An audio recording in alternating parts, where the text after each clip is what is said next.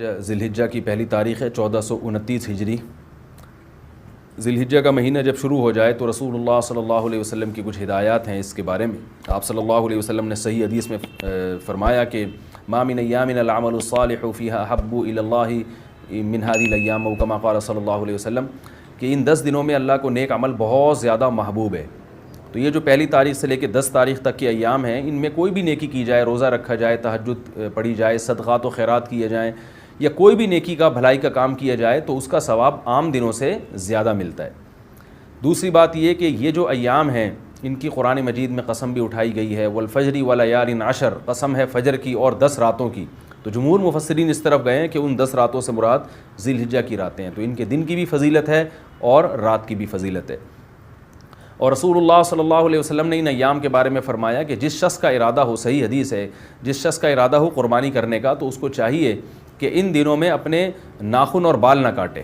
تو بہتر ہے، مستحب ہے، کوئی فرض واجب نہیں ہے، لیکن افضل یہ ہے کہ جس نے قربانی کرنی ہو تو وہ پہلی تاریخ سے لے کر جب تک قربانی نہ کر لے وہ اپنے بال اور ناخن نہ کاٹے، افضل ہے یہ۔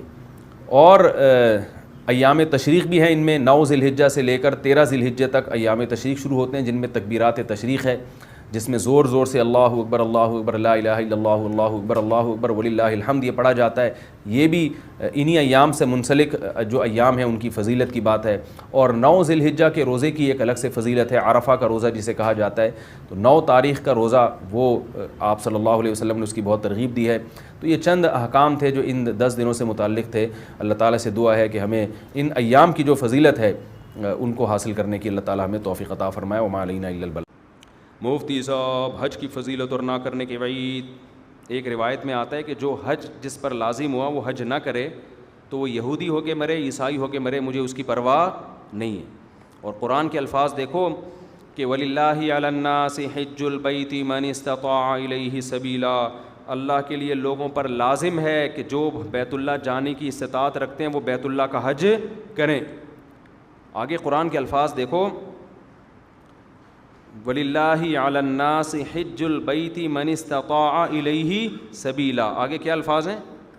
وَمَنْ كَفَرَ فَإِنَّ اللَّهَ غَنِيٌّ عَنِ الْعَالَمِينَ، جو انکار کرے گا تو اللہ تمام جہان والوں سے غنی ہے۔ کیا مطلب؟ بہت بڑی دھمکی ہے کہ جو نہیں آئے گا نا استطاعت کے باوجود، اللہ کو اس کی کوئی ضرورت نہیں ہے۔ یہ جب دھمکی کے الفاظ واضح نہیں ہوتے نا، مبہم ہوتے ہیں، تو بلاغت کا قاعدہ ہے کہ یہ دھمکی چھوٹی نہیں ہوتی بلکہ بہت بڑی ہوتی ہے۔ تو اللہ کہہ رہے ہیں مجھے پھر تمہاری ضرورت، مجھے تمہاری کوئی ضرورت نہیں ہے۔ تو اسلام کا ایک رکن ہے۔ آج کیا ہوتا ہے، میں حج پہ جب گیا تھا، افسوس کے ساتھ کہنا پڑتا ہے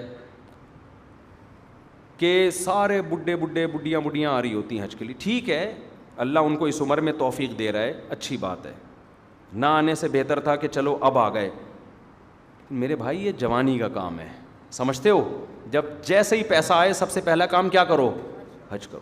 اس کو ڈیلے کرتے ہیں، سارے کاموں سے فارغ ہو کر، بچیوں کی شادیاں، اپنی بھی 4 ٹوٹل مکمل، سوری غلطی سے نکل گیا، اپنی بھی شادی ہو گئی، کچھ چیزیں میرے منہ سے غلطی سے نکل جاتی، اپنی بھی ایک شادی ہو گئی، اور پھر کیا ہے کہ وہ سارے بزنس سے فارغ ہو ہلا کے جب اب کرنے دھرنے کا کچھ بھی نہیں ہے، بیٹھا ہوا ہے، کیا کریں یار، بوریت بہت ہو رہی ہے۔ اردو غلبی ساری قسطیں ختم ہو گئیں، دیکھ لیا، کوئی نئی سیریز بھی نہیں آ رہی، وہ ڈرامہ چل رہا تھا وہ بھی ختم، نئی فلم بھی دیکھ لی، ٹھیک ہے نا، سب کچھ ہوا کہ کیا کریں یار، اب بیگم کوئی مشورہ دو، چلیں حج پہ نہ چلیں؟ چلو ٹھیک ہے، کہاں چلتے ہیں؟ حج پہ چلتے ہیں۔ ٹھیک ہے بھائی، ہم جو بڑھاپے میں بھی جا رہے ہیں، ہم خدا نہ خواستہ ان کو برا نہیں کہہ رہے، نیکی تو جس عمر میں کی جائے، جب اللہ قبول کر رہا ہے تو ہم کون ہوتے ہیں؟ لیکن یار تم باقی تو سارے کام تم نے جوانی کے لیے رکھے ہوئے ہیں، حج تم مؤخر کر رہے ہو جب ارطغرل ڈرامے کی ساری قسطیں ختم ہو جائیں گی۔ بری بات ہے نا یہ، جب آپ اللہ کے حکم کو ویلیو نہیں دو گے تو اللہ آپ کو ویلیو دے گا؟ دیکھو حج آپ کی زندگی پلٹ دیتا ہے، تو زندگی پلٹنے کی ضرورت جوانی میں ہے۔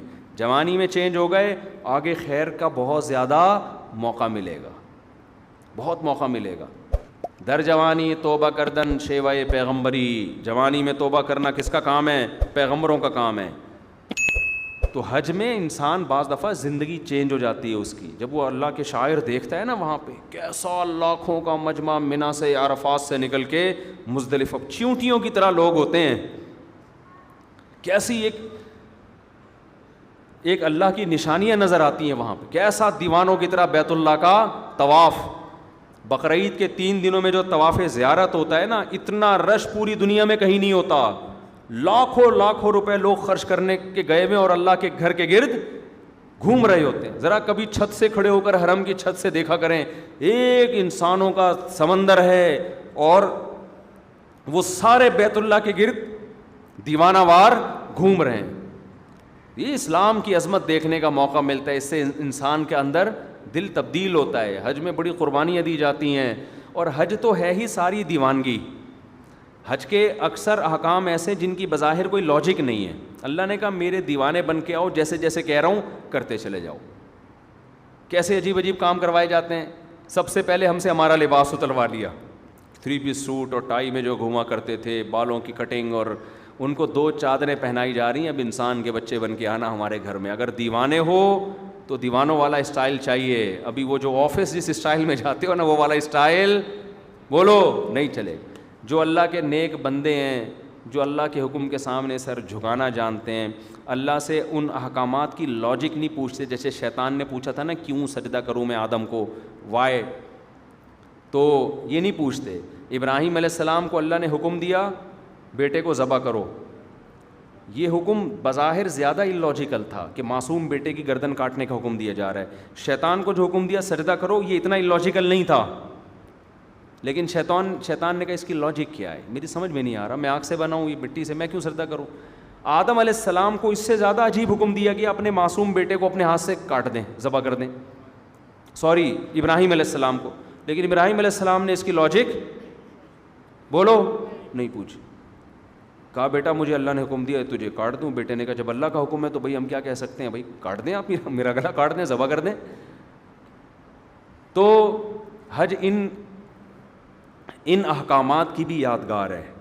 تو آپ جاتے ہیں حج پہ, وہاں آپ جانور ذبح کرتے ہو, آپ رمی کرتے ہو, وہاں شیطان نہیں ہے, وہ تو ایک نشانیاں ہیں 3, لیکن آپ پتھر مارتے ہو, رمی کرتے ہو. کیوں؟ ابراہیم علیہ السلام نے یہاں شیطان کو کنکریاں ماری تھی, جو آپ کو بہکا رہا تھا کہ اپنے بیٹے کو کیوں ذبح کر رہے ہو, کیا بگاڑا اس نے. ابراہیم علیہ السلام نے شیطان کو دلائل سے جواب نہیں دیا, پتھر اٹھا کے مارے. اللہ نے کہا تم جاؤ وہاں کنکریاں پھینکو. اب اے اللہ وہ تو ابراہیم علیہ السلام تھے, وہاں تو سچی مچی کا شیطان تھا, میں کیوں کنکریاں پھینکوں. تو اس کا مطلب جب آپ نے کیوں کر لیا تو آپ کس کی لسٹ میں آ گئے, شیطان کی. کیسا عجیب حکم ہے, جا کے 7 کنکریاں مارنی بھی ایسے ہیں. یا تو ہوتا نا وہ اٹھا کے مارو تو سمجھ میں آتا ہے, ایسے پھینکنی ہے جا کے.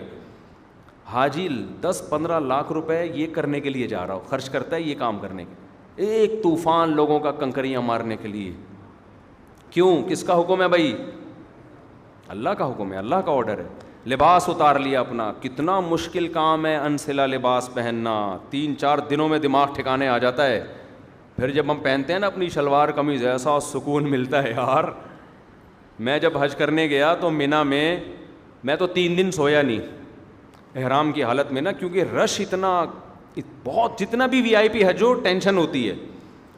پھر مینا میں میرا بستر لگ گیا ایک صاحب کے ساتھ, وہ بغل مجھے دکھا رہے ہیں اپنی کہ دیکھ لے بھائی, یوں کر کے سو رہے ہیں, ان کی بغلیں ماشاء اللہ. میں نے کہا یار اس کو اب کیا کرے آدمی, ان کو کیا کرے یار, یہ مجھے کیوں دکھا رہے ہو بھائی. نیند ہی نہیں آ رہی ہمیں اس ٹینشن سے کہ کسی کے پسینے کی اسمیل آ رہی ہے, کسی کی بغلیں کا مطالعہ کرنے کا موقع مل رہا ہے, اس کا کیا ہے. انسان کو گھن آتی ہے نا ان چیزوں سے. لیکن لا رفث ولا فسوق ولا جدال فی الحج, آپ کو چیخنے چلانے کی اجازت نہیں ہے کہ کیا کر رہا ہے, تجھے تمیز نہیں ہے حج کرنے کی. میں یہ بھی کہہ سکتا تھا نا ٹھڈا اڑو, یہ کیا مجھے بغل دکھا رہے ہیں, بازو نیچے کر. نا نا نا نا, اللہ کہتے ہیں یہ نہیں چلے گا وہاں پہ. اللہ کیوں نہیں چلے گا؟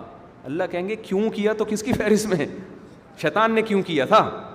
نہیں, جھگڑا وگڑا نہیں ہے, جو جیسا ہے برداشت. ٹریول ایجنسی آپ کے ساتھ ظلم زیادتی کر رہی ہے, چپ, آ کے پھر کلاس لو ان کی. یہاں پہ ٹریول ایجنسیاں بڑی ہوشیار ہوتی ہیں, ان کو پتہ ہے آنے کے بعد کون پوچھتا ہے, ٹھیک ہے نا.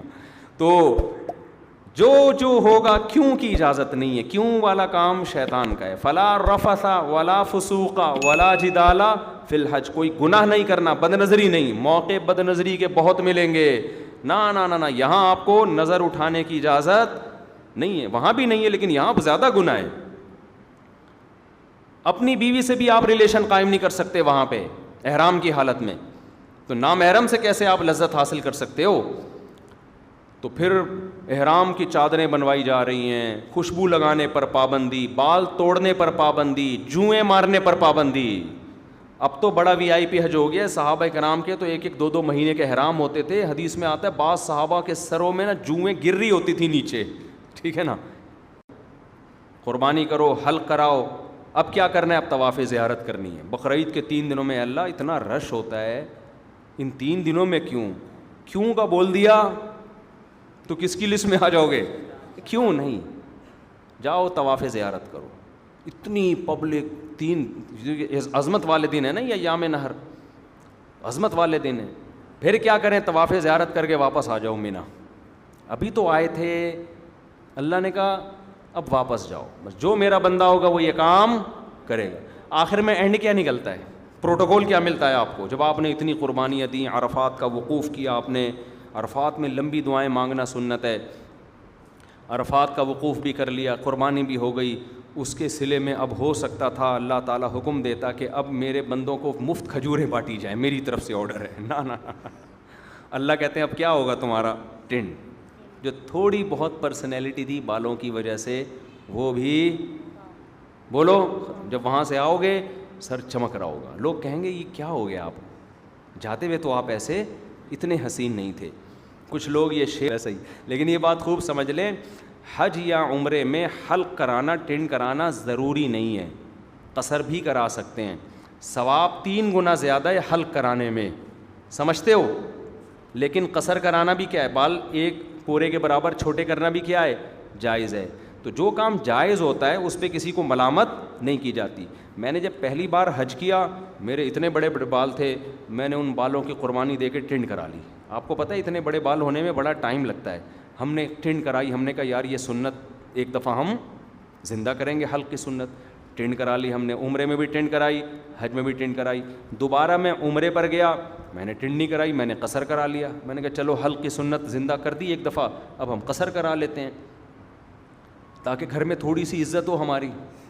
اسی کی وجہ سے تھوڑی سی عزت گھر میں شادی شدہ آدمی کی کہاں کیا عزت ہوتی ہے آپ کو پتہ ہے.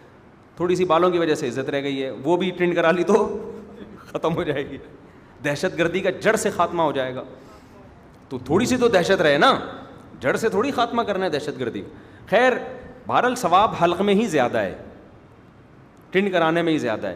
لیکن میں نے کہا اب میں عمرہ کرتا ہوں تو حلق کراؤں گا, تو قصر کراؤں گا. قصر کرا لیا. جہاز میں لوگ تانے دے رہے تھے مجھے, یار آپ مولانا ہو, آپ نے عمرہ کیا, ٹینڈ, یہ کیسا عمرہ ہے, یہ کیسا عمرہ ہے. تو یہ پھر شرعی حدود سے کیا ہے, زیادتی ہے. جب اللہ نے اجازت دی ہے تو آپ کو ملامت کرنے کا حق. میں نے کہا اب تو میں قصر ہی کراؤں گا, کیونکہ آپ کو اعتراض کیوں ہو رہا ہے اس پہ, میری مرضی. تو اللہ سے آگے نکلنے کی کوشش نہ کریں. بعض دفعہ بعض لوگ, میں جب جدہ میں تھا تو وہاں میں نے دیکھا بہت سے لوگ یہاں 5-6 سال سے جاب کر رہے ہیں, عمرہ نہیں کر رہے. وہ میں نے کہا کیوں نہیں کرتے عمرہ یار, تمہارے تو حرم اتنا قریب ہے. کہہ رہے ہیں یار ٹینڈ کرانی پڑے گی, ہم نہیں کرا سکتے. میں نے کہا قصر کرا لو یار. بعض لوگ ٹینڈ نہیں کرا سکتے, ان کو ہو گیا نا یار نہیں ہم نہیں, وہ کہہ رہے ہیں ہم ٹینڈ میں بہت عجیب سے لگ رہے ہوتے ہیں. تو جب اللہ نے آپشن دیا ہے تو چلو, میں نے کہا یار بالوں کی قربانی نہ دو, یہ تو اللہ نے اجازت دی ہے نا, تو قصر کرا لو. تو ان کو پتہ ہی نہیں تھا کہ قصر بھی ہو سکتا ہے. تو اس لیے آپ حج عمرے سے اس وجہ سے رک جائیں کہ ٹینڈ کرانی پڑے گی, یہ غلط ہے. عمرہ کریں ٹینڈ سے. اگر آپ کو بہت زیادہ نفرت ہے تو بہتر تو یہی ہے کہ کرا لیں, قربانی دے دیں اللہ کی خاطر. لیکن اللہ نے آپشن دیا ہے کس کا, قصر کا بھی آپشن دیا. 1 پورے کے برابر بال چاروں طرف سے کاٹ لیں تو بھی ٹھیک ہے. سمجھتے ہو. تو آئندہ اگر میں گیا تو میرا ارادہ ہے قصر کرانے کا, کہ قصر کرا لوں گا. تو ایسا نہ ہو میں عمرے سے یا حج سے آؤں, آپ بولیں یار یہ تو ویسے جیسے گئے تھے ویسے. تو آپ کو اعتراض کا حق نہیں ہے. میرے بال, میری ٹینڈ, میری مرضی, میری جیب کے ریال پیسے, میں ٹینڈ کراؤں یا میں قصر کراؤں. ہو سکتا ہے ٹینڈ کرا لوں میں کہ یار قربانی دے دو, دہشت گردی کا جڑ سے خاتمہ کر دو. ایسی کی تیسی, بعد میں دیکھیں گے ہوتا کیا ہے. ہو سکتا ہے یہ بھی ہو جائے, ہو سکتا ہے قصر کر لیں. تو اپنے کسی کے ذاتی معاملات میں دخل انداز. کیونکہ میں پہلے جب عمرہ کیا نا، لوگ مجھے ہر آدمی یہ کیسا عمرہ ہے یار، آپ کے تو سر پہ اسی طرح بال لٹک رہے ہیں، یہ کیسا ہے عمرہ ہے یار، یہ کیسا عمرہ ہے یار. تو اعتراض کرنے کی میرے بھائی اجازت نہیں ہے، یہ پھر بدعت ہو جائے گا. سمجھتے ہو؟ جس چیز کی اللہ نے اجازت دی ہے تو اس کو دیکھو. پیر جمعرات کا روزہ رکھنا سنت ہے نا، نہ رکھے تو آپ کیسے کیوں نہیں رکھا بھائی بھائی سنت ہے ہی اسی لیے کہ کوئی دوسرا طنز نہ کر سکے. یار رمضان کا چھوڑ دے تو آپ پوچھیں یار فرض ہے، یہ کیسے چھوڑ دیں؟ مسلمان ہو کے روزہ چھوڑ رہے ہو. سمجھتے ہو کہ نہیں سمجھتے؟ تو اس لیے میرے بھائی حج کے لیے پیسے جمع کیا کرو، حج پہ جایا کرو. یہ تو بڑی پیاری عبادت ہے، اس ایسی یونیک عبادت ہے. یہ دیوانوں کے لیے، اللہ سے محبت کرنے والوں کے لیے اس سے زیادہ ذائقے والی، لطف والی عبادت کوئی ہے نہیں. جب بھی کوئی غیر مسلم مسلمان ہوتا ہے، میرا تجربہ ہے، مشاہدہ ہے، اس کی سب سے پہلی خواہش ہوتی ہے کہ مجھے بیت اللہ کا حج مل جائے، کیونکہ اس کے دل میں اللہ کی خالص محبت ہے نا. تو اس